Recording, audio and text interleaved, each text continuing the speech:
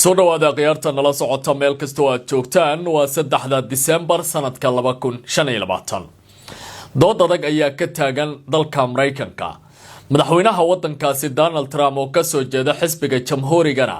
wuxuu u muuqanayaa markan in uu ka gudbayo xayndaabka diblomaasiyadda iyo hadalka ku eg qaanuunka istixgelinta dawladaha adduunka Trump ayaa Soomaalida iyo dalka Soomaaliyaba ku tilmaamay kuwa qashina xilli uu si weyn uga hadlaya Soomaalida ku nool Minneapolis iyo São Paulo labadaba waxana uu qeexay inay yihiin kuwa ka yimid meel jahanamo ah. We keep taking in garbage into our country.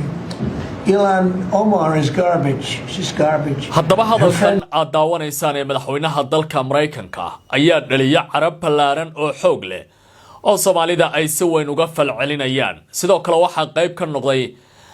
gobolka Minnesota madaxda hogaamisa oo Trump u jawaabay iyadoo lagu soo waramayo in ciidamada booliiska ee dadka tarxiila ee ICE loo yaqaano uu u diray gobolkaasi si ay dad fara badan u qabtaan muuqaalo kala duwan ayaa soo baxaya oo tilmaamaya Trump iyo habdhaqankiisa iyo waliba ciidamada halkaasi la keenay ilaa iyo 100 askari ayaa lagu soo waramaya gobolada kala duwan ee Mareykanka in laga soo arooriyay oo ICE ah kuwaas oo loogu talagalay in ay qabtaan isla markaana ay fuliyaan amarkii Trump ee la xiriirtay Soomaalida halkaasina ay ka tarxiilaan dad fara badan haddaba marka la fiiriyo luqadda qaanuunka iyo diblomaasiyadda hadalka Trump wuxuu ka dhigan yahay jawaabta ay bixisay Ilhan Omar oo kamid ah mudanayaasha baarlamaanka dalka Mareykanka ayaan sidoo kale ku eegi doonaa barnaamijkan intaan isla joogno iyo dood fara badan oo Soomaalida ay muujinayaan oo ku saabsan maxay dawladda Soomaaliya uga jawaabi leedahay hadalladan ihaanada ku noqonaya iyo bahdilka qaranka Soomaaliyeed ee ku yaala geeska Afrika dawladda uu hogaamiye madaxweyne Xasan Sheekh bal laga yaabaa Trump hadalladiisa inay ka jawaabaan suuragal sama tahay Trump in uu raaligelin ka bixiyo hadalkan uu ku dhaleeceeyo Soomaalida isla markaana bahdilaada ku ah guud ahaanba Soomaalida adduunka ku nool warbaahinta caalamku sidee u falanqeynayaan doodan cusub Trump culeysada saaran galka Epstein miyuu ku qarinaya doodan cusub iyo waliba weerarka uu ku qaaday Soomaalida hadalladan ma loo turjumi karaa kuwa nacayb ah iyo waliba bahdilaad guud oo ku socota mid ka mid ah bulshooyinka adduunka ugu qiimaha badan maamo nin go'aan cad isla markaana hadalladiisa aan ka gaban ayaa weerar ku qaaday Soomaalida isagoo ku tilmaamay kuwa qashin ah oo ka yimid dal jahanamo ah sida uu hadalka u dhigay Trump isagoo la hadlaya golaha wasiirada isla markaana ay saxaafadu ay joogeen ayaa waxa uu muuqanaya Trump markan in uu si ba'an u weeraray Soomaalida waxa uu ku tilmaamay kuwa musuqmaasuq badan oo lacagaha canshuuraha bulshaweynta Mareykanka iska cunaya isla markaana isdabamarintooda ay aad u badan tahay inta kuma ekaan oo waxa uu sidoo kale dhaleecayn ba'an ku sameeyay isirka Soomaaliga ah waxna uu yiri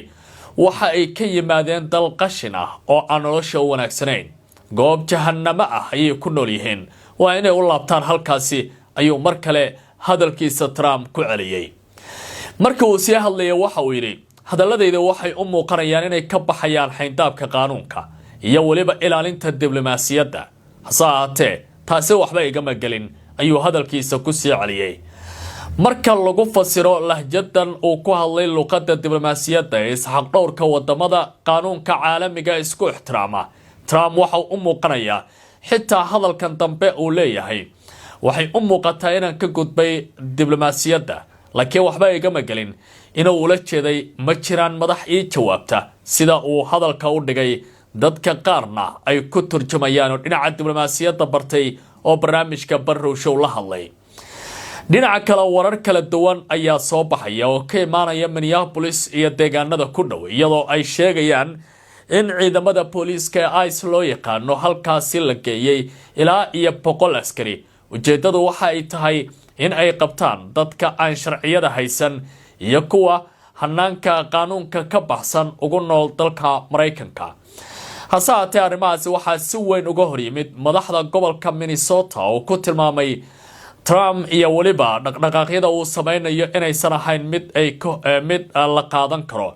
isla markaana shacabka gobolkaasi ku nool aysan u qalmin in la kala qaybiyo oo la kala saaro waxaase ay ku tilmaameen in booliiskooda iyagaba ay difaacayaan wadajirka dadka iyo horusocodka horumarinta magaalooyinkaasi St. Paul iyo waliba Minnesota siday hadalka u dhigeen. muuqaalaha ay duubeen qaar ka mid ah kaamirooyinka dadweynaha ee taleefanada ayaa la arkayay maamulka magaalooyinkaasi iyo waliba booliiska deegaanka oo isla socda kuwaasi oo ka hortagaya suurtagalnimada ciidamada ICE ee Trump uu amray inay halkaasi soo gaaraan isla markaana ay qabqabtaan dadka badan oo hor leh waxna ay sheegeen dadka gobolkaasi ku nool in ay karaamadooda difaacayaan. warbaahinta ayay ka soo muuqdeen madaxda magaalooyinka mataanaha ah iyo waliba kuwa gobolka maamulaba waxna ay leeyihiin suuragal maaha in dadka halkan jooga hoosteena lagala baxo waxaynu ku ilaalinaynaa qaanuunka gobolkan iyo waliba sharciyada halkan yaala oo Trump wax badan u diidaya sida ay hadalka u dhigeen. dhinaca kale wargeyska The New York Times ayaa waxa uu qoray waaxda socdaalka iyo kastamada ICE loo yaqaano ayaa Minnesota geeyo ku dhawaad 100 askari oo laga soo kala arooriyay baa la yiri gobolada kala duwan ee Mareykanka si ay u sameeyaan kooxo qaabilsan weerarka degdega ah oo ku aadan howlgallada agagaarka magaalooyinka mataanaha ah ee Minneapolis iyo St. Paul sida ay ku warameenba ama uu ku waramaya wargeyskaasi. saraakiishan ayaa sheegay inta howlgalkan uu diiradda saaraya baa la yiri amarka kama dambaysta ah ee musaafiriinta balse waxaa jirta cabsi xoogan oo ah in howlgalka uu saameeyo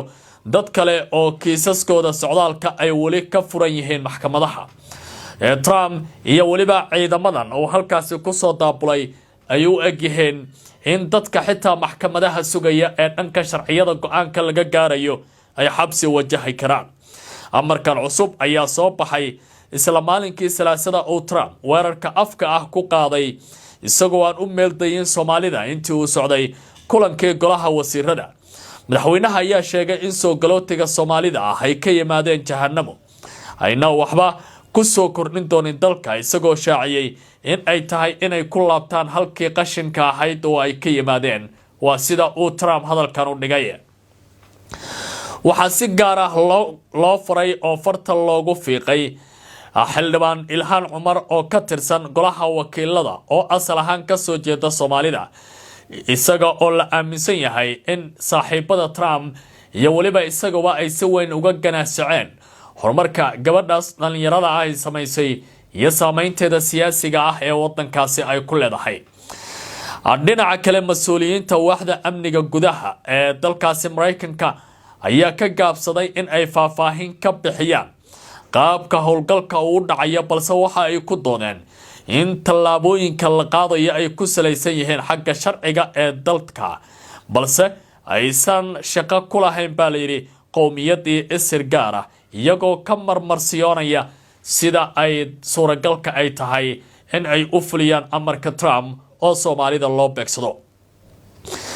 Abrasaabka gobolka Minnesota Tim Walz ayaa si kulul u cambaareeyay tallaabadan waxana uu ku tilmaamay riwaayad siyaasadeed oo lagu beegsanayo soo galootiga halkii wax laga qaban lahaa faylasha waaweyn ee dambiyada ah ee Trump iyo waliba saaxiibadiisa la jaalka dul hoganaya.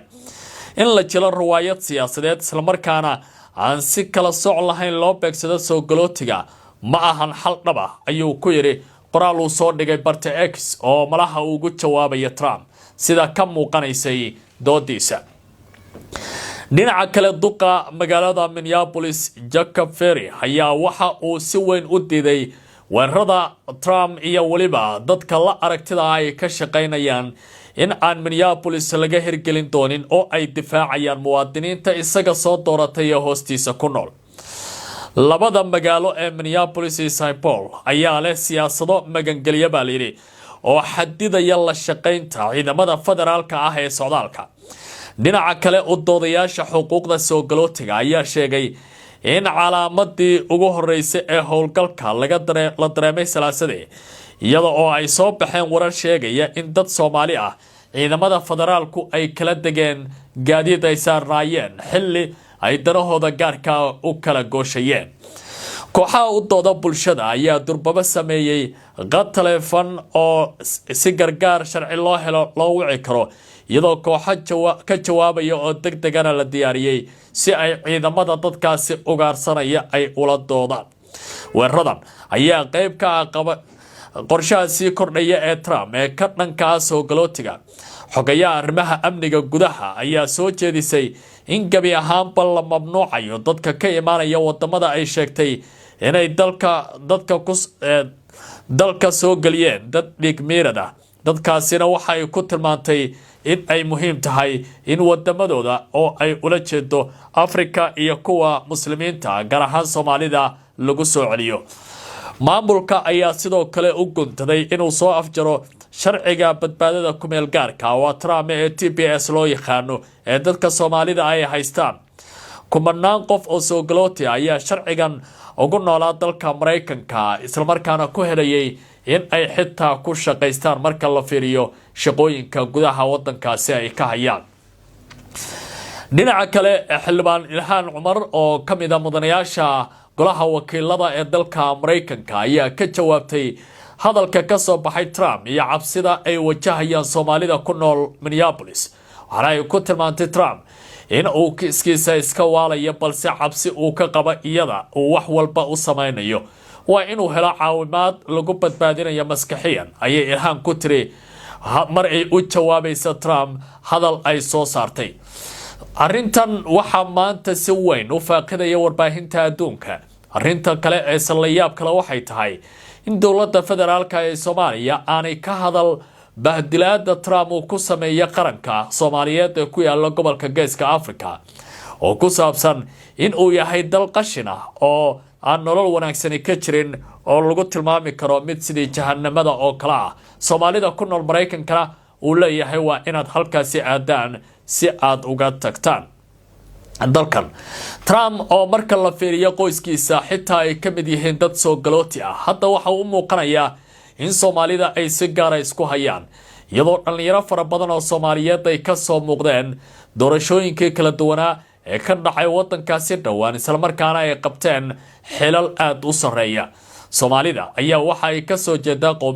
lagu tiriyaa qowmiyadda madowga ah ee wadankaasi ku nool ee haddana muslimiinta ah waxa ay door firfircoon ka qaataan guud ahaanba horumarka siyaasadda iyo dhaqaalaha wadankaasi marka la fiiriyana waxa ay noqonayaan indhaha dadka madowga ah marka siyaasadda iyo waliba firfircoonida golayaasha kala duwan ee wadankaasi ay la yimaadeen lama oga doodan Trump uu wada halka ay ku soo dhamaan karayso laakiin waxa iminka muuqanaya in qaar ka mid ah hogaamiyaasha siyaasadda magaalooyinka ay ku nool yihiin qaarkood ay bilaabeen in ay Soomaalida difaacaan haddaba daawade suuragal ma tahay dowladda federaalka ee Soomaaliya inay ka jawaabto bahdilaada Trump uu ku sameeyay dalka Soomaaliya qaranka ciidda iyo dadkaba suuragal ma tahay madaxda ugu sareysa wadanka arrintan inay ka hadlaan oo ay war ka soo saaraan marka la fiiriyo luuqadii adkeyd ee ka baxsanayd xeyndaabka diblomaasiyadda uu Trump soo bandhigay taasi dadka qaar waxay leeyihiin aad bay u yar tahay laakiin adiga aragtidaada qaybta hoose ee faallada ku soo qor aad baad u mahadsantihiin